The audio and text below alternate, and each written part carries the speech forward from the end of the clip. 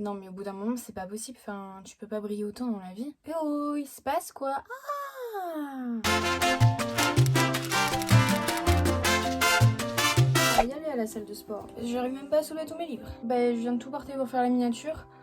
Je suis en sueur. Bon et bien comme vous pouvez vous en douter avec le titre, tout ça, on est là pour faire mon book haul de août, en sachant qu'à la base je m'étais dit vas-y t'achètes rien en août, c'est bon, t'as assez de livres, au bout d'un moment stop. Là j'ai 16 livres à vous présenter. Bon pour ma défense, ils sont tous,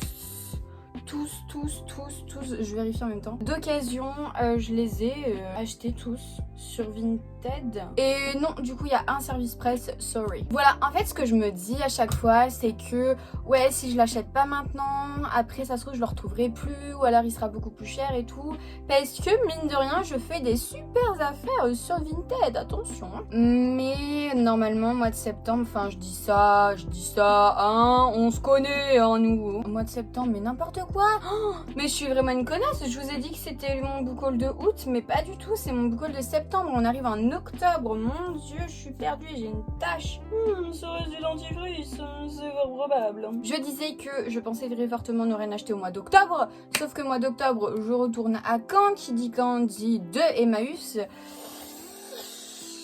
Et qui dit Emmaüs dit souvent de bonnes affaires puisque les livres sont à 2 ou 3 euros. Donc bon, on verra. Je pense que je ne vais pas vous faire de résumé des livres parce que... Et en fait, je vous ferai pas de résumé quoi. C'est ma devise, les gars, je vous l'ai toujours dit, s'il y a un livre qui vous intéresse, vous notez le nom, vous allez chercher le résumé sur internet parce que ce sera largement mieux expliqué que moi, ce que je pourrais vous expliquer. Et on commence tout de suite avec le premier livre et il s'agit de The Book of Ivy de Amy Engel, le tome 2 dans les éditions Lumen, et qui est actuellement une de mes nombreuses lectures en cours, hein, voilà, j'en suis qu'au début encore, à la page 66. J'ai lu le tome 1, c'était qu'en juillet je crois, et j'avais beaucoup aimé, je me suis dit bon il me faut le tome 2, et en fait logiquement les tomes ils mettent un moment dans ma palle avant d'être lus, et celui-là ben je me suis dit vas-y j'ai envie de... En plus comme c'est une duologie je me dis ben une duologie terminée tout ça, donc voilà, parce qu'en fait j'ai l'impression que je commence plein de sagas mais que je ne les continue pas, et le problème qui arrive après c'est que finalement je mets du temps à lire les tomes 2, les tomes 3, tout ça, et que finalement je me perds un peu dans tous mes livres et que au bout d'un moment je me souviens plus de ce qui s'était passé dans les tomes précédents. Ça ressemble énormément à Sentiment 26 de Gemma Mallet que j'avais lu pendant le confinement je crois et que j'avais pas du tout aimé. Le tome 1 m'avait fait un peu penser aussi à cette histoire là, mais bon bref, on n'est pas là pour parler de ça, mais j'espère que ça va changer un peu de tournure parce que j'avais pas aimé Sentiment 26. Ensuite je vais vous présenter deux livres en tome 2 et en tome 3, en sachant que je n'ai pas lu le tome 1 mais qui est dans ma palle. Il s'agit de, donc ça c'est le tome 3, le tome 2 La Rose Blanche du Joyau de Amy Ewing, et le tome 3 La Clé Noire, le Joyau, le tome 3 de Amy Ewing, et les deux dans la collection R de Robert Laffont. En fait je les ai vus sur Vinted mais vraiment genre à... Je crois que je les ai achetés en même temps que The Book of Ivy à la même personne, et je crois que je m'en suis tirée pour 10 balles et quelques. Franchement une aubaine, je me suis dit je ne peux pas passer à côté de ça. Le Joyau je pense que c'est quelque chose qui va me plaire, en tout cas j'espère, donc c'est pour ça que je me suis dit vas-y prends les tomes directement même si t'as pas lu le 1, alors que normalement je ne fais pas ça. Il y a intérêt que ça me plaise hein, sinon ça va pas le faire. Je me suis acheté le tome 2 de Phobos de Victor Dixon, enfin encore collection R de Robert Laffont. J'avais bien aimé le tome 1, après j'avoue que c'était pas un coup de cœur mais j'avais beaucoup aimé l'univers, les personnages, tout ça. Ce que je lui reprochais c'était le fait qu'il y ait trop de points de vue différents, et en fait du coup moi ça me perturbait un peu dans ma lecture. J'aurais voulu plus suivre que Léonore, c'est ça son nom à elle ou pas? Après je comprends pourquoi on a des points de vue différents, tout ça, donc voilà. Et du coup maintenant c'est chose faite, il est dans ma palle et prêt à être lu, et normalement je le lis pas du tout ce mois-ci, je l'ai pas mis dans ma palle du Pumpkin Autumn Challenge. Ensuite je me suis procuré un livre en anglais, attention, c'est To All the Boys I've Loved Before de Jenny Han. Donc en fait c'est à tous les garçons que j'ai aimé. Vous connaissez sûrement le film sur Netflix que j'ai vu mais plein de fois tellement je l'adore, je kiffe tellement ce film. Les images sont tellement bien faites, enfin les couleurs qu'il y a dedans, j'aime trop tout ce qu'il y a dedans en fait dans cette histoire, j'aime trop. Et du coup je me suis dit, mais pourquoi pas le lire en livre? En même temps je peux pas le lire en film, enfin bref, je suis con. Pourquoi pas le lire en anglais du coup, puisque ben ça fait un moment que je lis plus en anglais, que j'ai jamais vraiment lu en anglais. Mais du coup voilà, je me suis dit pourquoi pas, et j'en suis là quand même, hein. Je le lis tout doucement, mais j'avance et je comprends, donc je suis contente.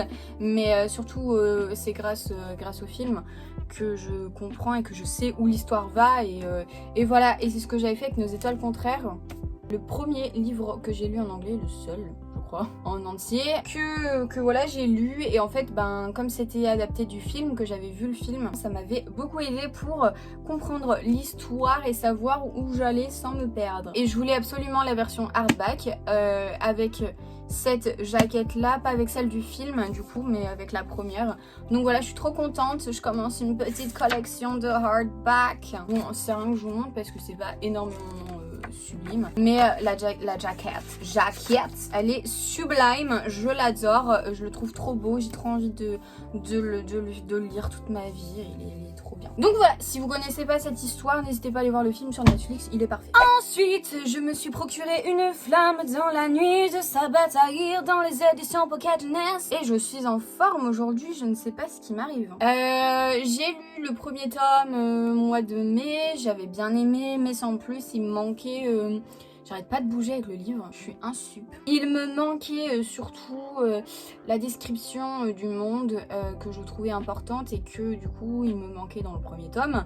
Et voilà, j'ai l'impression d'avoir des cernes, non? Du coup voilà, et je viens de me mettre du rouge à lèvres sur le doigt, c'est parfait, c'est génial. En fait, vous savez quoi? J'ai trop envie de relire le premier tome, parce que j'ai l'impression que je l'ai pas aimé à sa juste valeur et que peut-être je l'ai lu trop vite, j'en sais rien, mais ça m'énerve les relectures parce que j'ai pas le temps. J'ai pas le temps, j'ai tellement de livres à lire, faut que j'arrête d'en acheter, et octobre c'est fini, je n'achète pas. Je me suis aussi procuré Les étoiles de Nos Aides, le tome 1, Vertige de Sophie Jomain. Et là c'est les éditions France Loisirs, et c'est celle... En fait j'ai toujours hésité à commencer cette saga. Je pense que j'aurais dû la commencer il y a bien longtemps, puisque ça fait un moment quand même qu'elle est sortie. J'ai peur de ne pas l'aimer du coup à sa juste valeur, parce que maintenant elle est assez vieille. Et je me suis dit vas-y, elle est trop belle cette édition, je la veux, et j'espère vraiment l'aimer. Je me dis... Faut pas que je me mette dans un mood quand je le lis en mode je suis trop en mode j'ai trop d'attentes pour ce livre, parce que non. Et ça se trouve je vais être surprise, hein, qui sait. Cette édition est juste magnifique, on est d'accord, comparé au livre de poche qu'il y a, ils sont dégueulasses. Alors il était hors de question que j'achète les poches, hein. Je me suis acheté La mer infinie de Rick Yancey dans les éditions Robert Laffont collection R. Putain, je me suis dit, mais j'ai bugué, je me suis dit parce qu'en fait il y a des livres que j'ai achetés et que je vous ai pas présenté dans mon book haul de août parce qu'ils sont arrivés à la toute fin du mois. J'avais déjà tourné mon book haul, donc voilà, et je me perds dans ce que je voulais dire. Oui, c'est parce que je l'ai mis dans ma pile à lire du Pumpkin Autumn Challenge et je me suis dit putain, je me revois en train de faire ça et de m'éblouir avec le livre, c'était pas du tout intéressant. Deuxième tome de la cinquième vague que j'avais bien aimé, le film aussi, et du coup ben trop dommage qu'il n'y ait pas eu de suite en film, donc bah j'aimerais bien quand même continuer cette histoire du coup, ce qui après il y a un autre tome, et savoir ce qui se passe vraiment dans cette histoire. Ça me fait une tête de troll avec l'oreille ressortie, c'est fou ça. Ce rêve bleu, je n'y crois pas, c'est merveilleux. Je connais pas la suite. Du coup je me suis procuré Ce rêve bleu de Liz Braswell, Twisted Tale, Hachette Heroes, Disney, et si Aladdin n'avait jamais trouvé la lampe magique. Normalement quand j'achète des livres sur Vinted, ce sont des livres que de base j'avais déjà envie de lire. C'est pas genre en mode je scroll et tout, donc en fait à chaque fois je vais dans Vinted, catégorie maison, livres, science-fiction fantastique, c'est là où il y a la majorité des livres que je vous présente quoi. Je mets là un petit filtre publications les plus récentes, bref, et voilà. Et des fois je regarde comme ça, bon, pour voir ce qu'il y a, voir s'il n'y a pas un des livres que j'ai envie de lire, qui m'intéresse, qui est pas trop cher. Et j'avais vu celui-là, je me suis dit putain il est trop beau. Aladdin c'est un de mes Disney préférés, en sachant que je suis pas énormément fan de Disney comme certains, mais Aladdin j'aime beaucoup, et surtout le film qu'ils ont fait, je l'aime trop, bref voilà. Et je me suis dit, vas-y, ça a l'air trop bien, tu le prends et on verra. Est-ce que c'est bien ou pas? Telle est la question. Je vais arrêter de faire la pielle là parce que tout à l'heure je vais plus avoir de lumière en sachant qu'aujourd'hui il fait moche. Du coup voilà, c'est tout pour ce rêve bleu. J'ai reçu de la part de l'autrice, donc l'autrice qui s'appelle Tiffen Sjöwell, Briseis, le tome 1, La Citadelle Intemporelle, qui est ma lecture en cours et j'en suis ici. Quand j'ai lu le résumé, quand je voyais la couverture et tout, je me dis oh, il a l'air juste trop ouf. Maintenant que je suis dans l'histoire, j'ai un peu plus de mal. Il y a... Non, j'ai dit pas les cheveux derrière l'oreille. Il y a quelques petites choses qui me dérangent. Je vous en parlerai dans un prochain point lecture. Normalement, la semaine prochaine vidéo, ce sera un bilan en lecture du mois de septembre. Donc, normalement, il y sera, Inch'Allah. Je vous en parle pas trop maintenant. J'attends de voir s'il n'y a pas un retournement de situation. Mais voilà, c'est une très bonne idée. Mais ça me dérange un peu. Ensuite, je me suis enfin acheté... J'ai bugué. Un palais d'épines et de roses de Sarah J. Maas dans les éditions La Martinière J Fiction. Depuis le temps que j'ai envie de le lire, je l'ai mis dans ma wishlist en gros des 10 livres qui me donnent le plus envie de lire. Et du coup ça y est, je l'ai enfin acheté. Il y en a un autre qui arrive et qui fait partie de cette liste. En gros, si vous me suivez sur Insta, vous êtes déjà spoilé de pratiquement tous les livres que je vous présente. J'avais trop envie de découvrir ce livre. Je l'ai mis dans ma wishlist de Pumpkin... dans ma pile à lire du Pumpkin Autumn Challenge. Désolée pour les gros mots. On est comme ça dans la vraie vie. C'est pas... on peut rien y faire. Du coup, voilà. Il est juste trop beau. J'aime trop. Il est magnifique. J'espère que l'histoire aussi sera magnifique. Et il fait 500 pages quand même. C'est trop bizarre parce qu'avant, j'étais hyper... comment dire... trop maniaque et tout sur les livres. S'ils étaient pas neufs, s'ils étaient pas tout blancs, s'il y avait une petite écorchure et tout, je l'achetais pas. Enfin, c'est un truc de ouf. Et maintenant, c'est pas que je m'en fiche, mais si le livre il est un peu abîmé, si les pages sont un peu jaunies, s'il y a des petites taches et tout, ça me fait rien. On évolue dans la vie.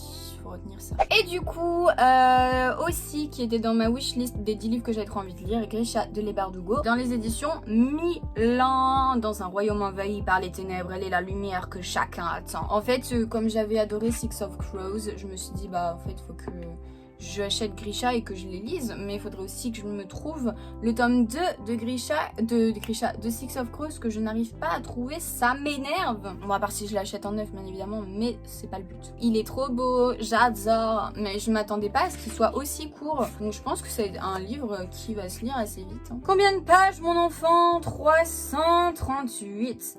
Est-ce que je regarde la fin? Parce que là, je suis vraiment au remerciement, donc ça, c'est la dernière page. Épilogue. Est-ce que je me spoil? Non, quand même. Je me suis procuré Nil de Lynn Matson dans les éditions Pocket Jeunesse. J'en ai entendu récemment parler, mais c'est un livre dont on parlait avant surtout et plus trop maintenant. Je sais pas si vous voyez ce que je veux dire. Bon, bref, j'espère que ça va pas être un livre trop ancien, j'en sais rien. Enfin, il y a plein de gens qui ont adoré ce livre, donc je me dis pourquoi pas, écoute, on verra si c'est bien ou pas. Comment s'échapper d'une île qui n'existe pas. Donc voilà, je pense que ça résume parfaitement le livre. Allez les gars, il nous en reste 3. Nous avons C'est pas ma faute de Anne-Fleur Multon et Samantha Bailey. Un clic et la vie de Lolita se retrouve sur YouTube. Quel secret cache-t-elle? Je crois qu'il est sorti en début d'année, celui-là, avant le confinement, non? C'est pas ça? Mars 2020, donc ouais, je crois qu'il a dû sortir juste avant le confinement. Je pense que quand j'aurai un mood en mode j'ai trop envie de lire un roman jeunesse qui se passe dans la vraie vie et tout, pourquoi pas lire celui-là? Il me fait vite fait penser à Follow Me Back, alors que je connais rien de l'histoire, enfin je connais rien. Je connais quelques trucs sur ce livre, mais voilà. Normalement il est bien d'après ce qu'en pensent les gens. Je me suis acheté cette beauté, donc La Reine du Tearling de Erika Johansen dans les éditions JC Lattès.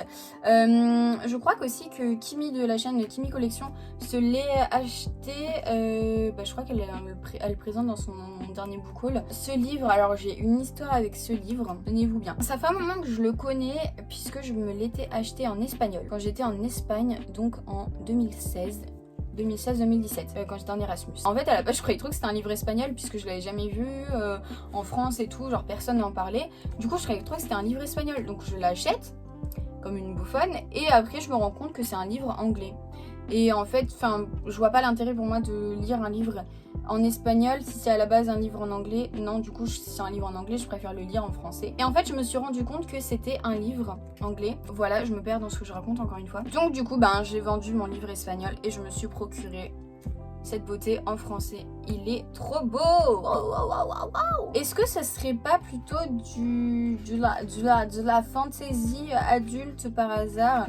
Est-ce que la meuf est jeune ou pas? Je n'en sais rien du tout. Et enfin, the last but not least, je me suis trouvé une petite beauté espagnole. C'est La Emperatriz de los Hetereos de Laura Gallego Garcia. Angelo, si tu regardes ma vidéo, dis-moi si j'ai bien prononcé tout ça. Je te montre le titre pour que tu vérifies. En fait, j'ai toujours voulu lire des livres de Laura Gallego Garcia, du coup, qui écrit notamment pour la jeunesse. En gros, pour moi, dans ma tête, je la compare à Pierre Bottero qu'on a nous en France.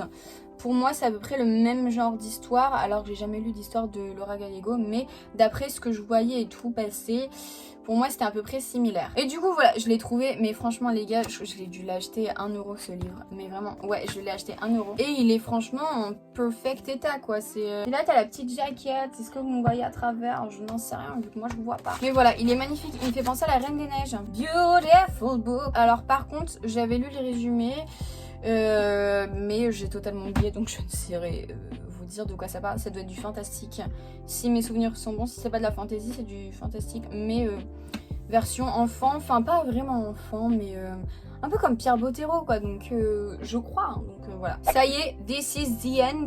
Nous avons terminé avec ce book haul de l'enfer. Voilà, ça fait beaucoup de livres et normalement en octobre j'achète rien, je dis ça, mais bon, à chaque fois c'est compliqué quand même. Tu balades, tu vois des livres et t'es là, bon allez, c'est bon, on y va. Bon, j'espère que cette vidéo vous a plu. Si ça vous a plu, un petit like, ça fait toujours plaisir. N'hésitez pas aussi à vous abonner à la chaîne si ce n'est toujours pas fait. Activez la petite cloche des notifications si vous êtes notifié de mes vidéos. Si vous voulez pas être notifié, ne cliquez pas sur la cloche. Et du coup, voilà, moi je vous retrouve dans une prochaine vidéo qui sera logiquement mon point lecture du mois de septembre. Et normalement, ce sera la dernière vidéo dans ce cadre, la prochaine, pas celle-là, la prochaine. Du coup, je vous fais de gros bisous et je vous dis à la prochaine vidéo. Ciao!